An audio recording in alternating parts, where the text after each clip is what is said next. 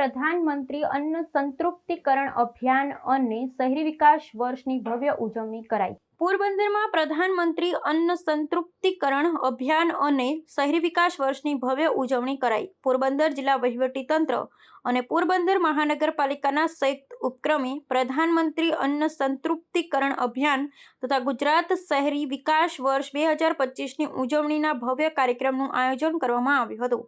આ કાર્યક્રમ જળસંપત્તિ અને પાણી પુરવઠા, અન્ન નાગરિક પુરવઠા તથા ગ્રાહક સુરક્ષા વિભાગના કેબિનેટ મંત્રી અને પોરબંદર જિલ્લાના પ્રભારી મંત્રી શ્રી કુંવરજીભાઈ બાવળિયાના અધ્યક્ષસ્થાને બિરલા હોલ પોરબંદર ખાતે યોજવામાં આવ્યો હતો।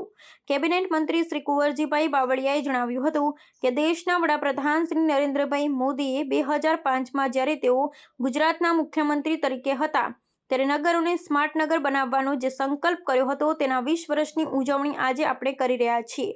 વિકસિત ભારત એટ 2047ના સંકલ્પને સાકાર કરવા, સમૃદ્ધ આર્થિક ગતિવિધિઓ થાય, તમામ સુખાકારી સુવિધા મળે તે માટે નરેન્દ્રભાઈ મોદીએ શરૂ કરેલ વિકાસ યાત્રાને આગળ ધપાવતા જાન્યુઆરી 2025થી પોરબંદરને પણ મહાનગર તરીકે ઘોષિત કર્યું છે।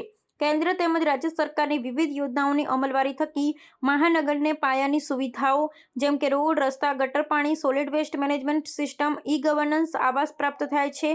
કોરોનાના કપરાકાળને યાદ કરતા તેમણે જણાવ્યું હતું કે તે સમયે વડાપ્રધાન શ્રી દ્વારા લોકોને ઘર સુધી મફતમાં અનાજ મળી રહે તેવી યોજનાઓ દાખલ કરી હતી, જેનો લાભ આજે પણ લોકોને મળી રહ્યો છે।